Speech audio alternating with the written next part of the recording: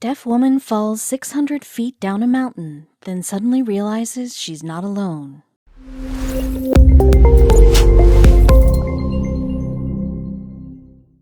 Amelia Milling knew that hiking through snow alone was risky business, especially for someone with a disability.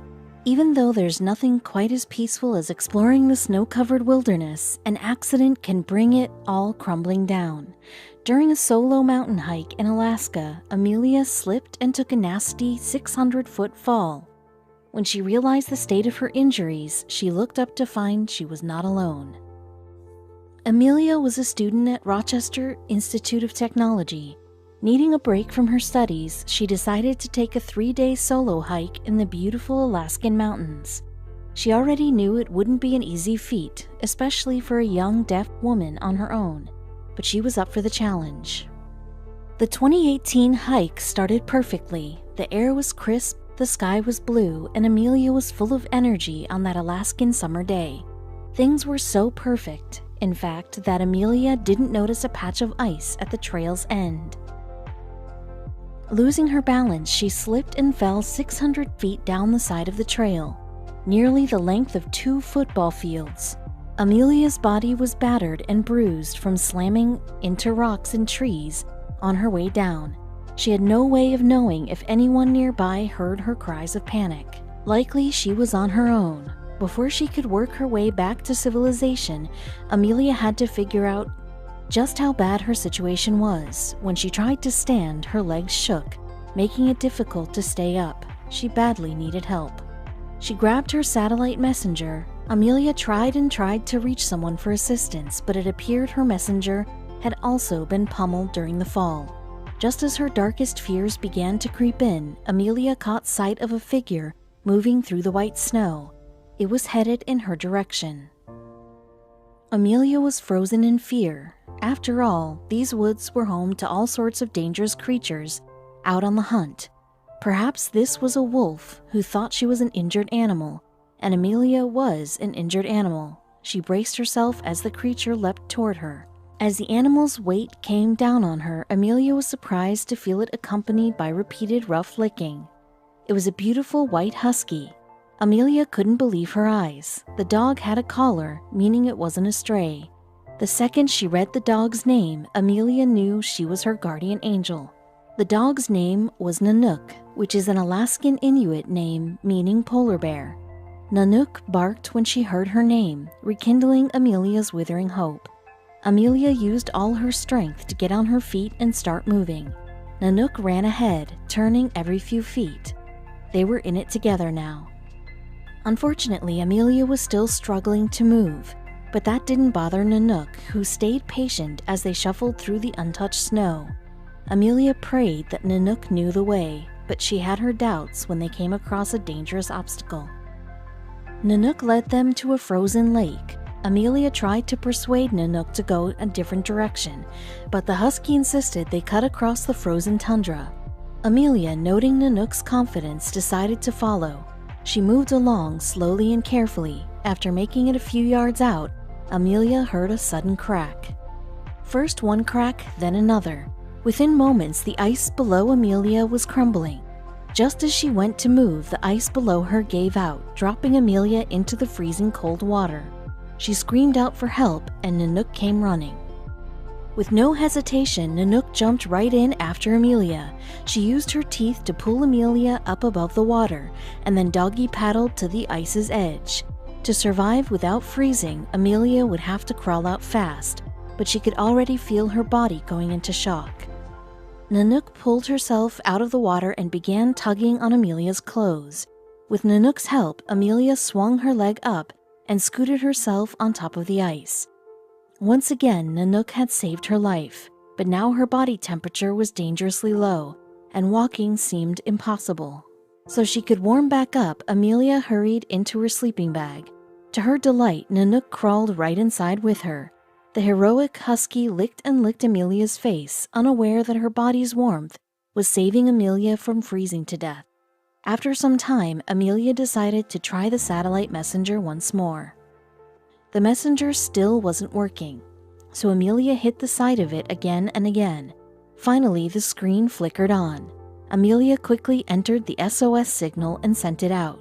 Then it was a waiting game. Thankfully, she had Nanuk to keep her company, but how long would they have to stay put? Hours passed and the colors of the sky changed above them. Amelia was beginning to worry that her signal had failed. Should she and Nanuk start moving again? As fearful thoughts filled her mind, Amelia began to drift asleep. Suddenly, the ground's vibrations shook her awake. Nanuk felt it too. As a deaf woman, Amelia immediately recognized the significance of the ground's vibrations. Nanuk began to bark as they grew more intense. Soon, dirt was rising into the air. While shielding her eyes, Amelia tried to make out the source of the vibrations. High above Amelia and Nanuk was a rescue helicopter. Her SOS signal had been received after all. Amelia waved her arms desperately, hoping the pilots wouldn't miss her. This could be her last chance. Amelia nearly burst into tears as the helicopter descended. They finally were saved. The rescue team took them into the sky and Amelia was rushed to the hospital. It didn't take long to see that her wounds would heal fine. Now Amelia needed to know, where did Nanuk come from? State troopers contacted the number on Nanuk's collar. Within an hour, her owner, Scott Swift, arrived at the hospital. He'd been worrying about Nanuk's whereabouts, but wasn't surprised when he heard what she'd been up to. Apparently, this wasn't her first time saving hikers' lives. Nanuk had previously saved 3 other hikers who'd lost their way on the icy trail. It was astounding. Scott was beginning to see a pattern, so he decided to start a Facebook page to see if anyone else had been aided by the heroic husky. He was shocked by the response. Many people responded to share their stories of meeting Nanuk on the trail. They were overjoyed to give thanks to the incredible pup, but none more than Amelia. Of course, she hadn't yet heard of the O'Reillys, a family whose 4-year-old son nearly lost his life at the mercy of a far less friendly canine. Although the O'Reillys called New Hampshire their home, they spent far more time outside the house. Ian and Allison passed on their passion for the great outdoors to their kids before they could even walk, but the parents never expected to place their children in danger. See, around the O'Reillys' home in Exeter, police were trying to track down an animal culprit harassing locals. One 62-year-old woman and her frightened dogs had to flee when a predator chased them out of the woods. Another resident got a much better look at the beast. He was just driving down the road when a wild coyote attempted to attack him through his car. The glass and steel protected him, though it didn't make sense why the animal was so aggressive. Allison and Ian heard these reports but didn't worry about them too much. After all, New Hampshire was a big place full of wildlife. They wouldn't let a couple of scares ruin their plans for a wintry hike in 2020. The 5 O'Reillys were retracing a trek they'd completed just a few weeks prior. It took just about 2.5 hours, the perfect amount of time to stretch their legs without tiring the kids out. What could go wrong? The second journey began much like the first. Everyone took in the picturesque views and shared jokes and stories. They were having such a fun time that nobody noticed a stranger was stalking them. Against all odds, the coyote found them in the New England wilderness. The O'Reillys didn't see the feral canine at first, until it announced its presence in the most horrifying way imaginable. It pounced on their preschool-aged son. Allison yanked him out from under the creature, not yet realizing the threat they were facing. Instead, the couple was thinking it was a dog off-leash who just bumped into their son. Then the truth clicked in Ian's mind. This was no dog. This was a bloodthirsty predator, and they were the prey. Not knowing what else to do, the dad stepped between the coyote and his family. He was terrified of what would happen next. Ian's top priority was getting his wife and kids to safety. He yelled at them to run as fast as they could. Turning back toward the coyote, Ian lifted his heavy hiking boot and kicked its ribs with all his might. That only made the rabid canine even angrier. It knocked Ian to the ground, toppling him just as easily as it did the young child, and bit at his chest. Fangs tore right through the hiker's winter jacket and punctured his skin. Ian managed to spot his family vanishing in the distance, and he shouted for them to keep moving. At that moment, his terror gave way to anger.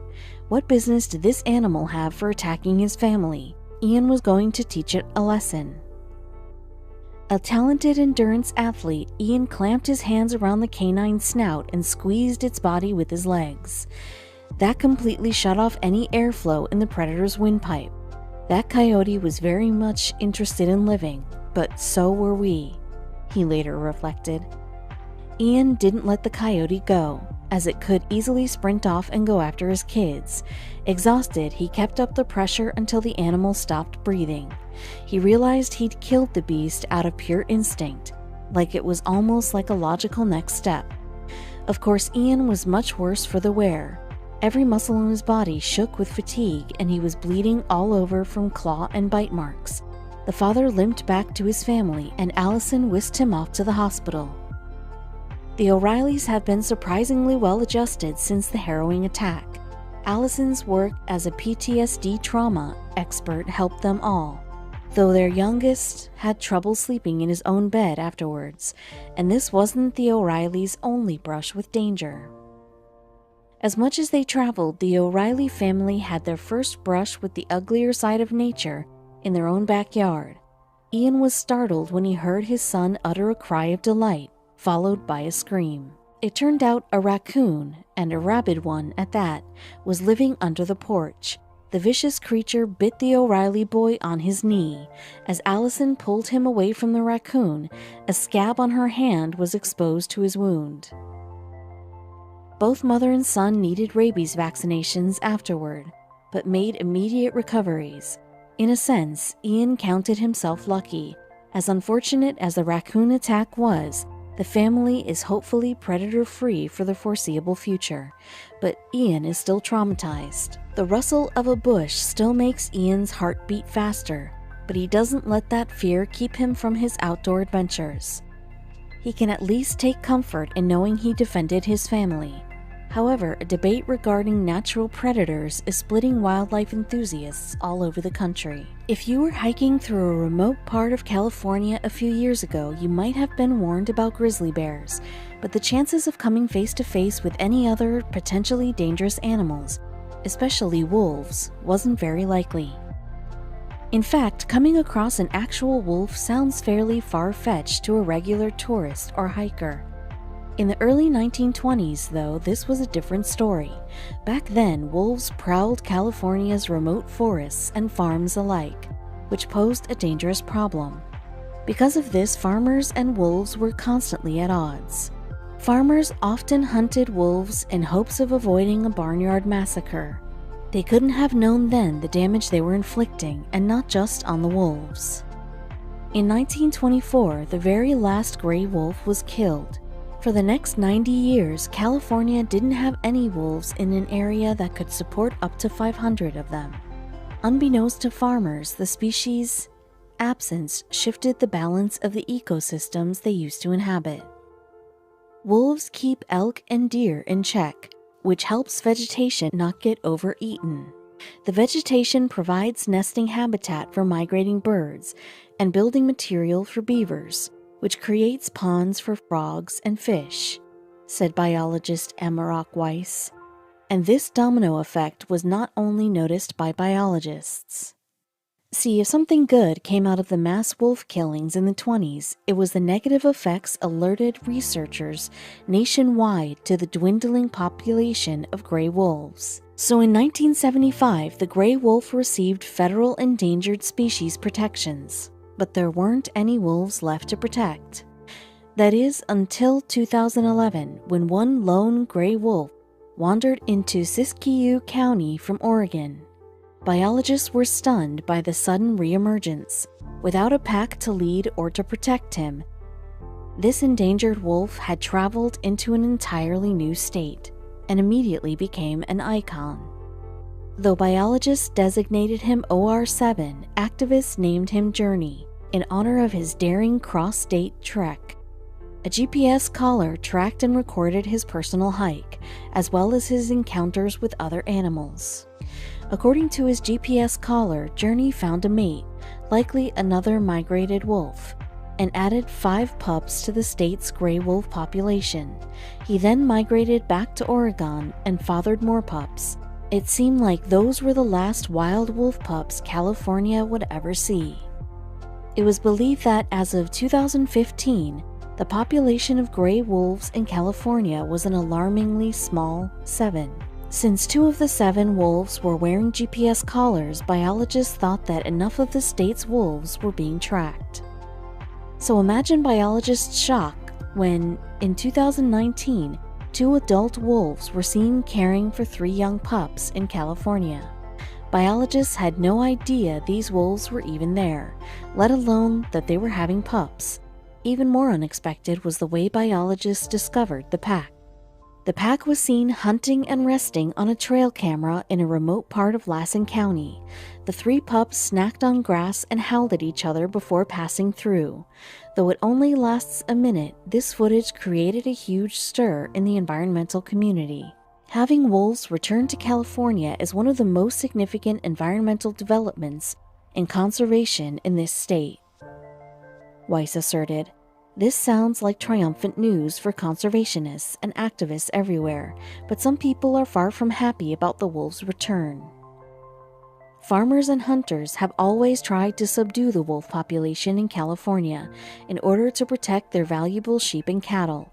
And this didn't change when California's Fish and Game Commission granted gray wolves special protection under the state's Endangered Species Act in 2014. Now that the populations seem to be slowly ratcheting upwards, farmers are once again in fear of their livestock being hunted. When California's Farm Bureau Federation took the matter to court, the fate of the wolves was put in jeopardy. Farmers weren't the only group threatening California's wolf population either. The federal government, too, pushed to remove gray wolves from the endangered species list, meaning they would no longer benefit from federal protection. Everything, it seemed, would all come down to the lawsuit. In the end, the consensus among the scientific community and the court was clear. No matter what happened at a federal level, California's gray wolves would be protected under the state law. In a perfect world, this would keep the gray wolves safe from hunters. If they're coming from the Oregon side of the border or from Nevada, once they set a paw down in California, they are protected, Weiss said. But these idealistic words would not become a reality anytime soon. Late last year, a California-born wolf pack mysteriously vanished in remote Siskiyou County. Since the biologists weren't able to collar any pack members, they may never know what happened to the pack. What's more, they're not the only mystery to plague California's Department of Fish and Wildlife. They're also investigating the death of a young wolf that was mysteriously killed in Modoc County. It was handled as a criminal investigation, and the police warned the public that killing a wolf is a potential crime punishable with imprisonment. These tragic events only make the recent pack sighting on the trail camera all the more inspiring. Despite the resistance from the farming community, biologists remain hopeful that the wolves will one day lead many wild packs across California and beyond. Anyone doubting the importance of wolves need look no further than Yellowstone National Park.